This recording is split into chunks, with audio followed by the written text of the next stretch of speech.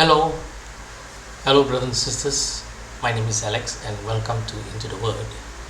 And by the time you see this, it will be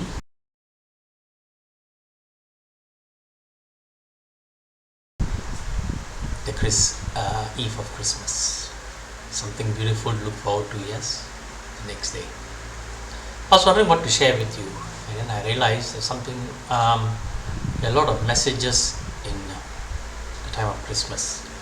But I would like to share with you something that happened to me when I was a late teens. My family is about 9 of us, including me, 9. And I remember this one Christmas. I think it was about 3 days before Christmas. In fact, it was about 6 days before Christmas. My mother, and my father and mother, we didn't have much money and things like that. So my mother told me, why don't you go and work for my eldest sister's husband. Alright, his name is Patrick, and maybe he'll give you some money because you're helping him out in his job. So I said okay, it was a very good idea. So I went there and I worked for 3 days. Now Patrick was the one who used to work for Dunlop doing the tires. Okay. Now at the end of the tire there's a rim, a very hard rim, both sides of the tire, right? That is what he makes.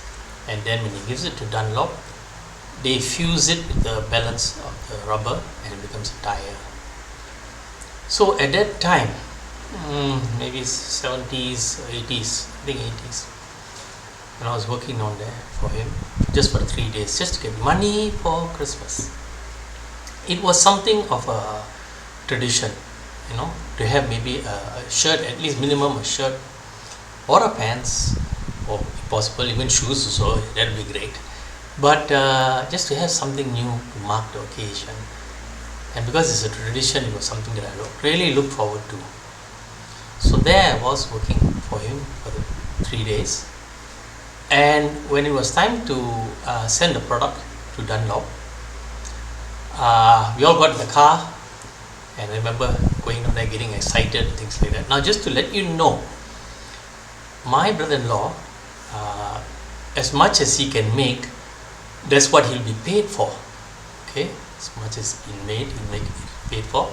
And he could get easily, at that time in the year 80s or early 80s, you can get at least about $3,000 a week. That's right, a week. So there we were all excited, all of us sat in the car, all the things put in the booth, ready to roll. When we reached Dunlop PJ, the plant was closed. And when they asked the security what happened, they said, no, Dunlop closed for Christmas 2 days ago. And there was my brother-in-law, and he did not know what to do. Okay, so disappointed. My brother-in-law had 3 kids. And we all just went back, and then he said, okay, never mind, he'll send me back. So after dropping his kids, he took me down to Petaling Street, and he went to one place where there were a lot of cut cloths, and he asked me to pick one cloth. So I picked one black one to have as a pants, and he bought it for me. Then he sent me home, and he gave me $10. This is for you.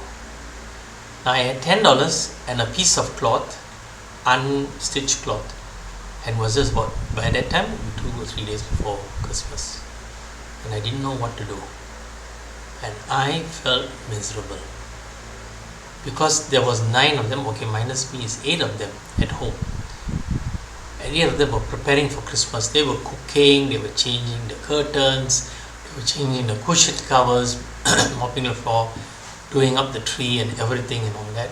Of course, the tree would have been there, but touch up and things like that. And I realized that the 2 things that I realized.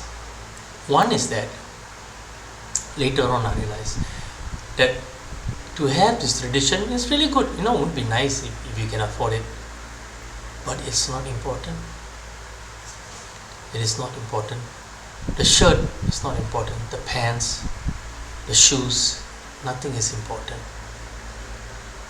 That is what I realized, because I was missing actually the actual Christmas which is the most important reason, is Christ coming into our lives and being with family. That was what I forgot. That is what I missed.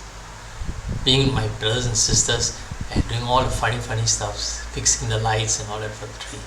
That is the main thing that I miss so much. And I realized that Christmas is a time of togetherness. Christmas is a time of thanksgiving.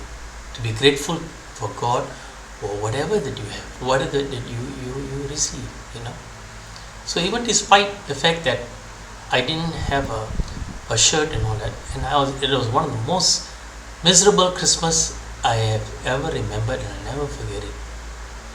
But later on I realized, no, it's family. It's being with someone, maybe just one person. It could be your spouse, could be your spouse and your children, could be your own, parents, brothers, sisters, what, depending on how big you are, how small your family is. But that is what Christmas is. Being with family, doing things together, even though you may not have a lot of money. Yes, maybe you can't even cook fantastic things, but it is doing it together as a family. That is fantastic. So my dear brothers and sisters, I'd like to encourage you this Christmas. I know maybe it's a bit too late now, it's 24th. By the time you hear this sharing, maybe a bit too late. But I ask you and I urge you to be grateful for this Christmas. That's just one thing I ask you to do. Be thankful that the Lord came. Because if you really look at it, He came for you. That's right. Just for you. And isn't it beautiful for God to come just for you? So my dear brothers and sisters, please learn to be grateful this Christmas. And do yourself another favor. Reach out to someone. You may not like that person. It could be even a sibling also. And you may have problems with the sibling, or the siblings may have given you problem, not you. But you go out and reach to the person. Make peace.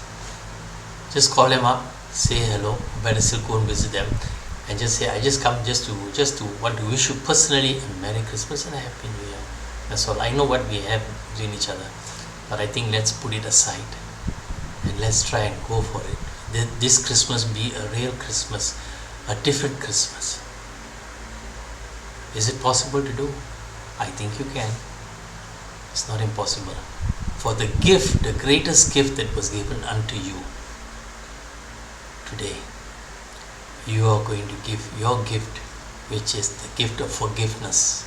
Forgiveness, the gift of love, the gift of peace, bringing peace into other people's life.